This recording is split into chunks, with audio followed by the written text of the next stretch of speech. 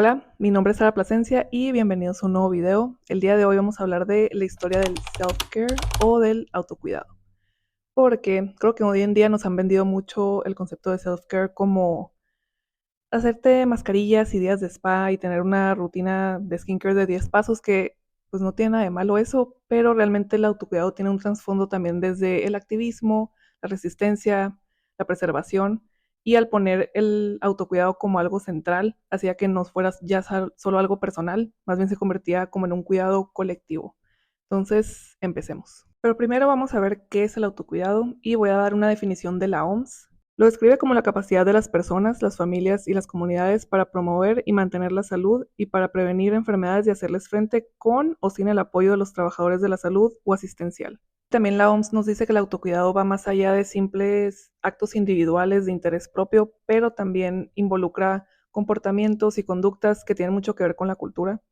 O sea, podemos pensar que no, pero realmente si estás en una cultura donde se prioriza el autocuidado, el cuidado de sí, que se prioriza la salud, va a tener un efecto en cómo te cuidas a ti mismo. Y claro que los factores ambientales y socioeconómicos de cada persona afectan el nivel de autocuidado que va a tener esa persona.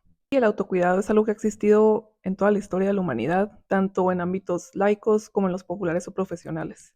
Es algo que desde que existe el ser humano tenemos un nivel, aunque sea de higiene, de cuidado. Y en resumen, son todos estos hábitos, comportamientos, conductas, conocimientos que nos ayudan a promover la vida y a prevenir la enfermedad.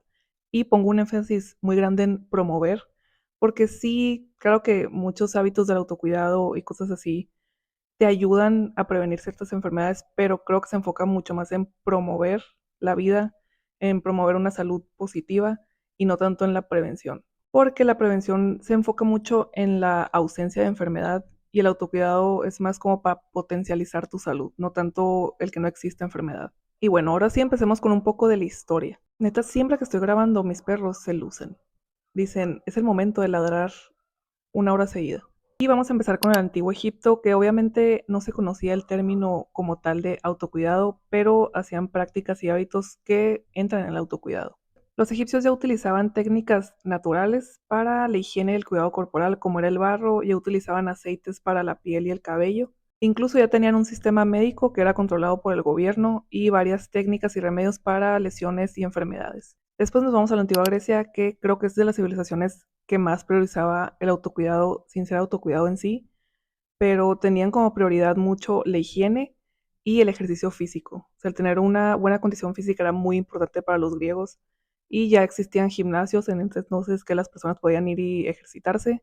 Y pues sabemos que los Juegos Olímpicos vienen de la antigua Grecia. Y es de las civilizaciones antiguas donde ya se empezaba a hablar de la salud mental. No como tal, pero sí se hablaba ya de una conexión entre mente y cuerpo, que ellos le llamaban alma, y pensaban que se tenía que buscar un equilibrio o un balance entre cuerpo y alma. Y en esta búsqueda de conexión entre cuerpo y alma es que se dio muchísimo la filosofía en la antigua Grecia, sobre todo el estoicismo y también las artes, o sea, todo el ser una persona educada y culturizarte y tener tiempo de ocio y de goce y de placer era muy importante para los griegos. Hipócrates, que pues es el padre de la medicina, ya buscaba ciertas explicaciones para alteraciones mentales, que en ese entonces solo le llamaban manía y melancolía. Y ahora nos pasamos ya a nuestra tierra, a las civilizaciones prehispánicas, que aquí también ya se practicaba el autocuidado, de cierta manera. Los indígenas practicaban medicina tradicional, que más que nada era natural, y las mujeres eran las principales cuidadoras. Y cuando hablamos de medicina tradicional es porque tenían chamanes, curanderos, hierberos que tenían un papel muy importante en la comunidad. Y aunque en toda época pues ya había ciertas técnicas y hábitos de autocuidado, también sabemos de muchas épocas donde pues estaba muy escaso. No había mucho, como en la época medieval en Europa, que pues está cuestionable la higiene. Sabemos cómo estaban las calles en esos momentos de la sociedad, pues los baños era lavarte la cara y las manos. O sea, se bañaban yo creo que una vez al mes, cuerpo completo. Había muchísima enfermedad y sobre todo con el obscurantismo de la época, pues no hubo mucho avance científico, entonces no hubo mucho avance médico y se quedó muy estancado en creencias religiosas o supersticiosas.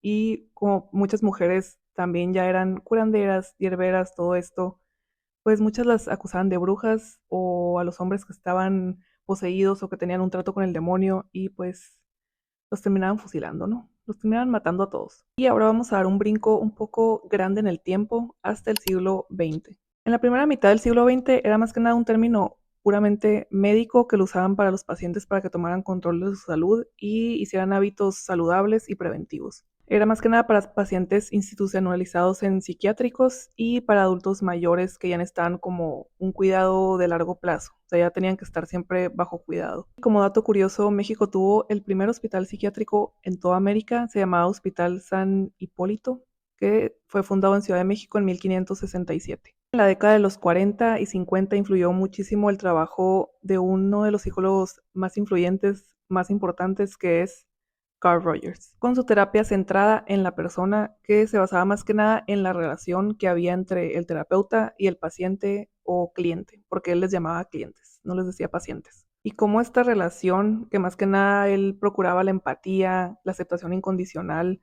la escucha activa, podía hacer que la persona se sanara ella misma. O sea, el terapeuta no lo iba a sanar, la persona tenía todos los poderes y todo en sí, las herramientas dentro de sí para poder tomar control de su salud y de su vida. Entonces él veía más al terapeuta como ni siquiera un guía, pero como esa relación donde la persona se podía sentir totalmente aceptada, aunque el terapeuta no estuviera de acuerdo con muchas cosas, tenías que tener esa aceptación incondicional y que ese tipo de relación era lo que podía hacer que el paciente sanara o cambiara cosas en sí, pero el terapeuta nunca era como un guía o le decía lo que tenía que hacer.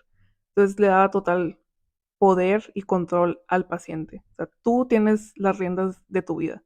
Entonces es mucho del autocuidado, de tú tienes en tus manos tu cuidado de tu persona. Entonces, este momento en la historia era más utilizado en el área médica y psicológica, y hasta ahí. Fue hasta la década de los 60 que ya el autocuidado o self-care empezó a tener un rol y un papel principal en el activismo, sobre todo con el movimiento de los derechos civiles en Estados Unidos y en el de la liberación de la mujer.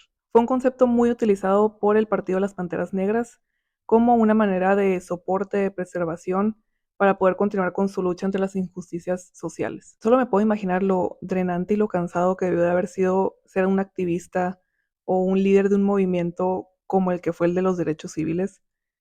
O sea, ser una persona negra simplemente en esos tiempos, me imagino, o sea, lo que te puede afectar a tu salud física y mental. Pienso que justo viene la idea de, para poder ayudar a los demás, necesito estar bien primero yo. Las Panteras Negras tenían un programa de artes marciales como autodefensa para que las personas negras pudieran autodefenderse de ataques racistas y de la brutalidad policial que estaba a todo lo que daba en ese momento. Esta autodefensa era algo por lo que abogaban mucho las Panteras Negras, el poder contraatacar. Promovían técnicas de self-care entre los activistas y también en las comunidades por las que abogaban. Existiendo tanta negligencia y segregación médica ante las personas negras, pues los activistas negros decidieron tomar acción y tomar el asunto por sus propias manos. Entonces hicieron clínicas alrededor de todo Estados Unidos y también proporcionaban comida saludable a las comunidades. Otro punto muy importante para ellos era también tener programas de cuidado emocional y mental para los miembros del partido, pero también para las comunidades. Era como una manera de poder sobrellevar la lucha y aparte sobrellevar todo el trauma de siglos que tenía la comunidad negra, ¿no? Y uno de sus puntos y peticiones de su lucha era que las personas negras y oprimidas pudieran tener acceso gratuito a la salud, digno también, y que se trataban sus enfermedades, que muchas eran a causa de la misma opresión, tanto físicas y mentales. Al poner el autocuidado como un pilar central en su movimiento y en su comunidad, hacía que se convirtiera en un cuidado colectivo. Entonces el autocuidado dejaba de ser algo individual, pasaba a ser algo mucho más grande desde la resistencia y la preservación. Entonces era aparte un acto político y también revolucionario para ellos. Imagínate en un sistema donde ni siquiera querían que sobrevivieras. Las personas de este movimiento dijeron, no solo vamos a sobrevivir, vamos a estar bien, nos vamos a cuidar entre nosotros, vamos a tener un bienestar. Todo esto para seguir con energía y con la claridad para continuar con su lucha. Y no podemos hablar de autocuidado radical sin hablar de las mujeres, sobre todo las mujeres negras, porque ellas no solo estaban en la lucha de los derechos civiles, sino también el de la liberación de la mujer. Insertamos feminismo interseccional aquí. Y aparte, muchas de ellas eran mujeres queer, como lo fue Audre Lorde. Escritora y activista, ella fue una mujer feminista, lesbiana y una gran defensora del autocuidado como un acto esencial contra la opresión. Una frase de ella que resume esto es: cuidarme no es autocomplacencia, es instinto de supervivencia, y eso es un acto de guerra política. Después tenemos a la gran Angela Davis, que ella también fue activista, escritora, filósofa, profesora, de todo, y fue una gran defensora del autocuidado en el activismo. I know that there were some people who emphasized it. I'm thinking about one of the leaders of the Black Panther Party, Erica Huggins, who began to practice yoga and meditation in the 70s. And she encouraged many people, including Huey Newton and Bobby Seale, to join that practice. Y ella empezó a practicar yoga y meditación cuando estuvo en la cárcel, que estuvo en la cárcel por su mismo activismo. Aparte del racismo en la práctica médica, también estaba el sexismo, la negligencia en la salud femenina, que incluso lamentablemente hoy en día se sigue practicando y sigue pasando, sobre todo en la salud reproductiva y en nuestros derechos reproductivos, que yo ya estoy viendo que todos los estados de México se pintan de verde y Sonora. Estamos valiendo madres, valiendo madres. Entonces, muchas mujeres alrededor del mundo, no nomás en Estados Unidos, aquí en México, en muchos países, empezaron a crear clínicas aparte para dar información, dar métodos anticonceptivos, incluso para realizar abortos ahí. Y si vamos a hablar no solo de autocuidado, pero de cuidado en general, tenemos que hablar del papel enorme que ha tenido la mujer a lo largo de la historia. Que claro que antes no era en la vida pública, pero sí en todo lo de mis perros. Me odian, me odian. Pero continuemos. Como decía, no era en la vida pública, pero sí en todo lo doméstico. O sea, en algo tan esencial como el parto, en cómo se debía de cuidar a una persona que se está desarrollando, a un ser humano. Por muchos años las mujeres no pudieron ejercer una profesión, aunque siempre han trabajado. Las personas que dicen que las mujeres no trabajaban, pues las ricas no, pero las mujeres pobres toda la vida han trabajado, pero en lo doméstico, en el cuidado de la casa, cocinando, como institutrices, cuidando a los niños, o sea, todo eso las mujeres sí pueden trabajar, porque era algo doméstico, pero pues no se veían como profesiones de los hombres.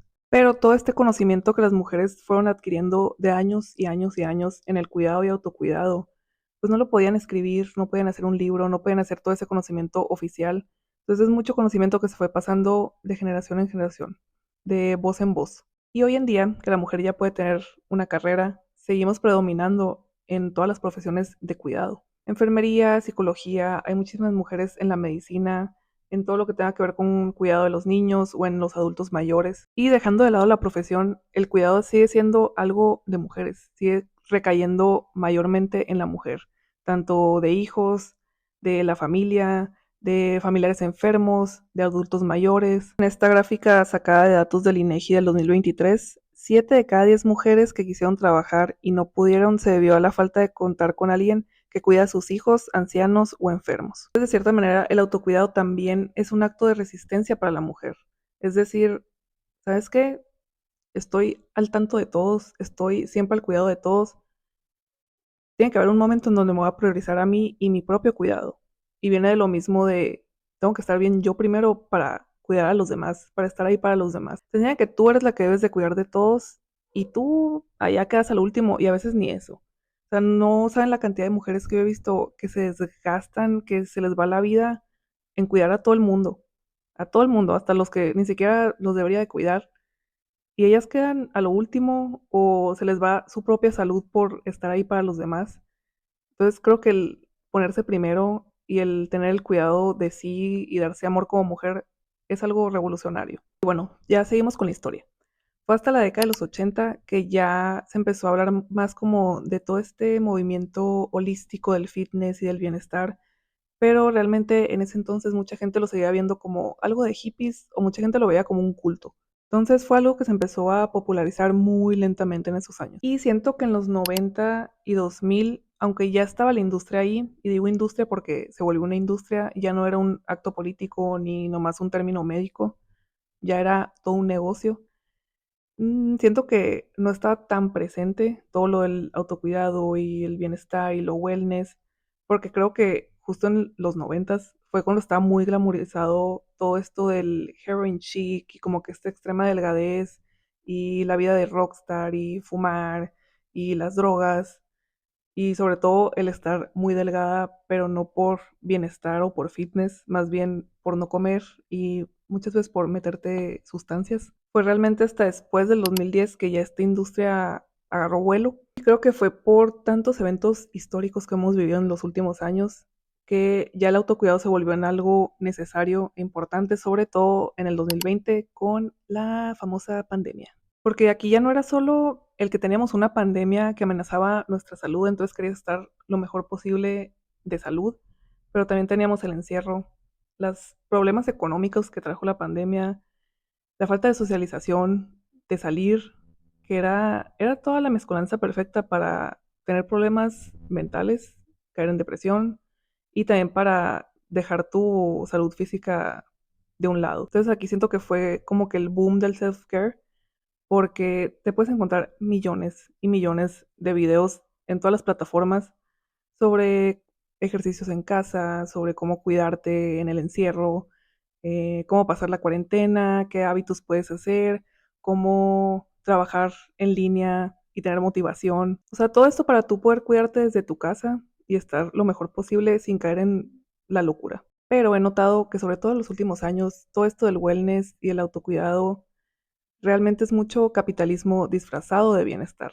Pasó de ser algo muy básico, algo muy que todos deberíamos de poder hacer, a ser ya un lujo, porque es un lujo. Y en esta gráfica del Global Wellness Institute podemos ver que toda esta industria del wellness en el 2023 alcanzó los 6.3 trillones. Trillones. Usamos este autocuidado para sobrellevar este sistema de hiperproductividad y de hiperconsumo, y este mismo sistema es el que nos está vendiendo todo esto. No sé, se siente como que dicen, mira, cuídate para que no llegues nomás al burnout. O sea, para que estés bien, nomás para que no caigas en el estrés máximo que te dé colitis y tengas que ir al hospital y puedas ser más productivo y aparte trabajes 50 horas a la semana y aparte en todo esto de estarte cuidando tienes que comprar estos mil y un productos. No me hace mucho sentido a mí. No sé, siento que el autocuidado y el bienestar que nos están vendiendo ahorita es nomás quererle poner una curita a un problema mucho más grande, porque ya es un problema sistemático. Y como alguien que quiere dar terapia muy pronto, siento que sí estoy en un dilema, porque obviamente si llega alguien y me dice, pues trabajo todo el día, apenas tengo tiempo de descanso, duermo solo como 4 horas porque tengo que estar despierto súper temprano, más no me alcanza para la renta ni para mis cosas. O sea, ¿cómo yo voy a venirle a decir, mira, usa estas técnicas de autocuidado y te juro que vas a estar bien? Porque para mí es como querer adaptar a las personas a un sistema enfermo. Que eso lo que va a hacer todo un video aparte. O sea, hay ciertas situaciones que es como que, güey, pues se entiende. Se entiende que se está llevando la chingada, la verdad.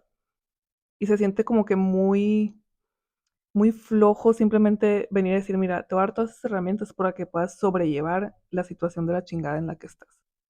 ¿Sabes? Porque yo no la puedo sacar de ahí. Yo no tengo ese poder como terapeuta. Pero, ¿sabes? Es un dilema de, pues esto es lo único que te puedo ofrecer.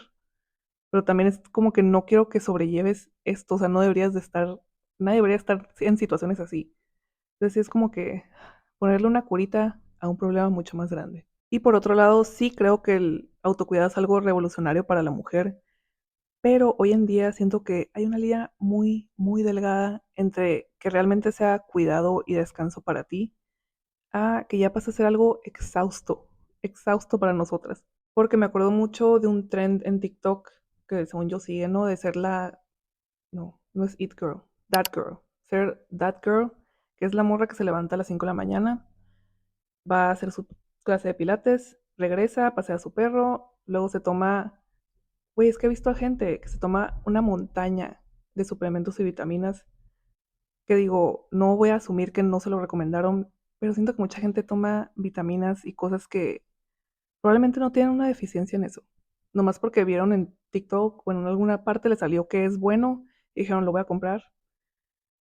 Y tal vez les está cayendo peor de lo que les está beneficiando tomarse eso. Porque también no es bueno tomarse vitaminas que no necesitas.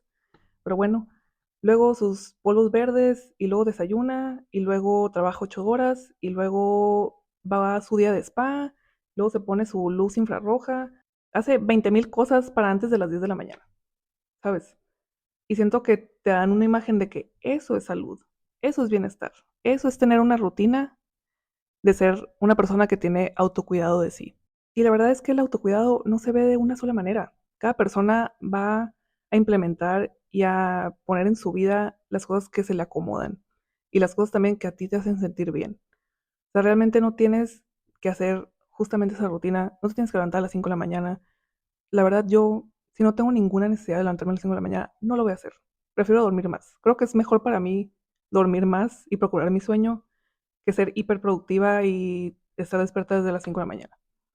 Diría yo que es mejor. Hay personas que están trabajando a las 5 de la mañana, que su horario es trabajar en la noche.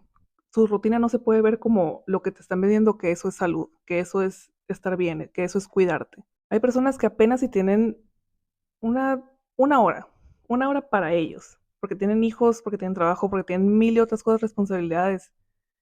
Y esa hora que se pueden regalar a ellos se va a ver como ellos quieran que se vea, ¿sabes? No, no hay una sola manera de cuidarte y de estar bien. Y que también cada tantos meses veo que hay un problema que es el problema de todos tus, es la raíz de todos tus problemas más bien. Antes era la salud intestinal, el gut health, que luego te vendían 20,000 productos para tu gut health. Ahorita es el cortisol. Todos tus problemas te ves bien culera por el cortisol. Todos tus problemas, el cortisol. Y te van a vender 20,000 productos para eso. Pero todo eso es autocuidado, autocuidado. Y también siento que hay una línea muy delgada entre self-care y autocuidado y seguir promoviendo este culto que tenemos en nuestra sociedad a la belleza y a la juventud. Porque si lo piensan, antes todas las mujeres nos los vendían para complacer a nuestros maridos o para atraer a los hombres. Y pues obviamente las empresas se dieron cuenta que eso ya no va a funcionar en estos tiempos. Entonces para mí que voltearon a ver así dijeron, ¿qué está de moda ahorita? Pues todo esto del amor propio, de la salud mental, del autocuidado, de darte amor a ti mismo. Entonces, todo esto que les vendíamos como para atraer a los hombres, para que te veas bien, porque la mujer tiene que ser atractiva sí o sí.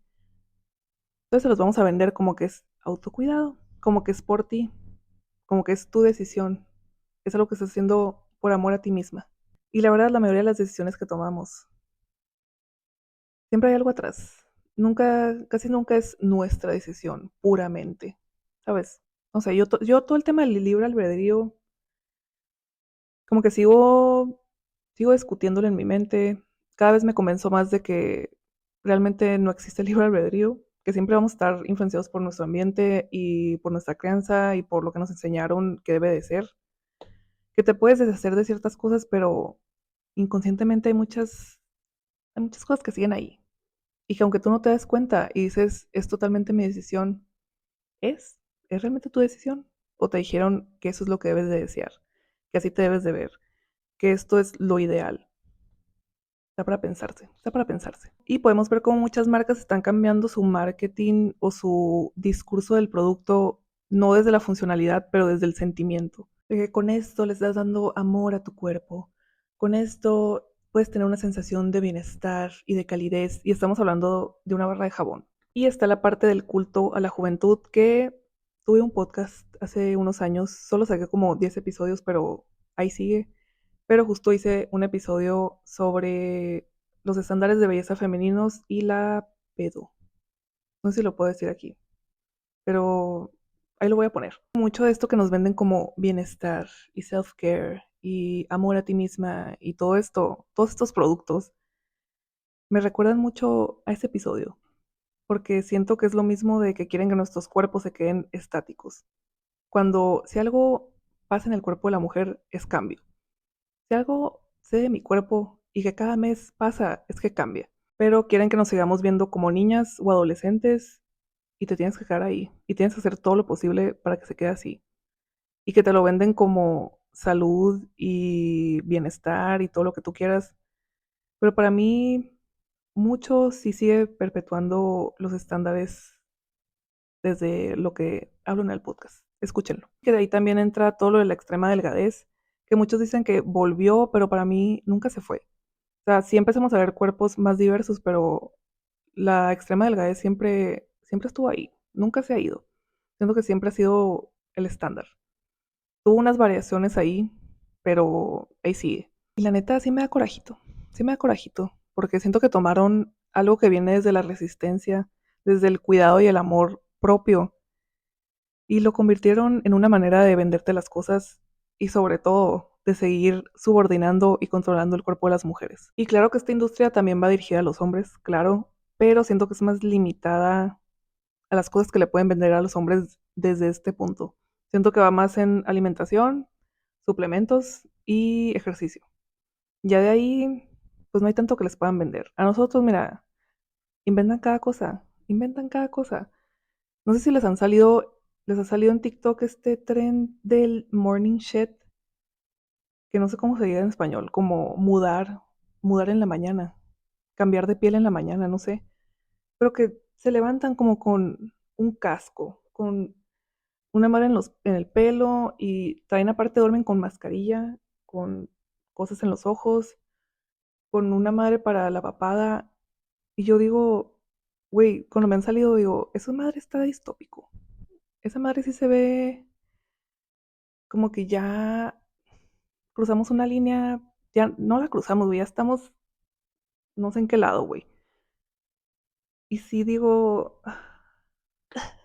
creo que estamos volviendo a los mismos estándares y al mismo control y como dije, subordinación del cuerpo de la mujer. Porque también, ¿cómo duermes? ¿Cómo descansas con eso? O sea, procura primero tu descanso a que no te salga ni una arruga o a que no te vaya a salir papada. Porque todo eso, créeme que te lo venden como bienestar, te lo venden como autocuidado. Y yo no le encuentro ahí, yo no le encuentro. Y si tú estás mucho en todo este mundo del self-care y compras muchos de estos productos, no es juzgándote a ti, porque siempre digo, no es juzgando a la mujer en sí, también hablando de procedimientos plásticos y cirugías plásticas y todo esto. Siempre digo de que no estoy juzgando a la mujer que lo hace. Es más bien que sí nos tenemos que cuestionar de dónde viene. O sea, porque esta industria es trillonaria, trillonaria. Y también hablando de todo lo de los procedimientos estéticos y cirugías plásticas, igual es porque están ganando tanto dinero, sobre todo de las mujeres, a costa de inseguridades que nos crean a nosotras. Y la cosa es que puedes decir, no, esta inseguridad lo hice por decisión propia, lo hice por mí, pero ¿por qué? O sea, yo invito no a juzgar, a cuestionarte. ¿Por qué piensas que eso es lo ideal? ¿Por qué piensas que eso es lo bello? ¿Por qué piensas que eso es lo que debe de ser? Porque te lo enseñaron. Porque todo esto nos lo enseñaron. Y nos tenemos que cuestionar, la verdad. Porque si no, no. El cuestionamiento es lo que nos va a hacer movernos, nos va a hacer cambiar cosas, darnos cuenta de muchas cosas. Entonces sí, o sea, yo nomás invito a cuestionar, no a juzgar. O sea, ¿por qué si ya estamos tanto en el amor propio y en aceptarte misma y pasar inseguridades, bla, bla? Veo que nos seguimos preocupando por cada milímetro de nuestro cuerpo. Porque tal nos venden cosas para cada milímetro de nuestro cuerpo. Vitaminas para la uña, para el pelo, para las cejas, para la pestaña, para que se te haga más chiquita la nariz, todo. Te venden para cada cosa de tu cuerpo. Entonces, es decir, realmente esto es por decisión propia, me están diciendo que es lo que necesito y es lo que debe de ser. En conclusión, créanme que yo también soy toda una defensora del autocuidado, como psicóloga, obviamente, y cada quien va a hacer con su dinero y su tiempo lo que quiera. No tengo que decir aquí lo que tienes que hacer, pero créanme, que no necesitan tanta cosa para cuidarse y estar bien. Neta, no tiene que ser un lujo. No necesitas un skincare de 10 pasos y gastar miles de pesos en clases carísimas. Créeme que no necesitas, o sea, con que comas balanceado, muevas tu cuerpo, te pongas bloqueador, güey. No sé, tengas tiempo de ocio y de descanso y procures tu sueño. Y te diría terapia, pero yo sé que lamentablemente la terapia es un lujo, sí lo es, pero simplemente el estar al tanto de tu salud física y mental y emocional, creo que eso ya es un gran paso. O sea, no dejar pasar las cosas, el saber cuándo necesito ayuda, el saber cuándo no puedo estar solo y también que ejerzan su derecho a la información, o sea, porque es un derecho. O sea, hay demasiadas programas y cursos y información allá afuera, mucha gratuita. Hay demasiada información gratuita allá afuera sobre cómo cuidarte, sobre técnicas, hábitos, tanto para tu cuidado físico y emocional. Entonces, sí, nomás quería dejar eso claro, que no debe ser tan exhausto y tan caro y tan drenante cuidarte a ti mismo. Créanme que no tiene que ser así. Y ya, creo que es todo por el video de hoy y nos vemos en el siguiente. Bye bye.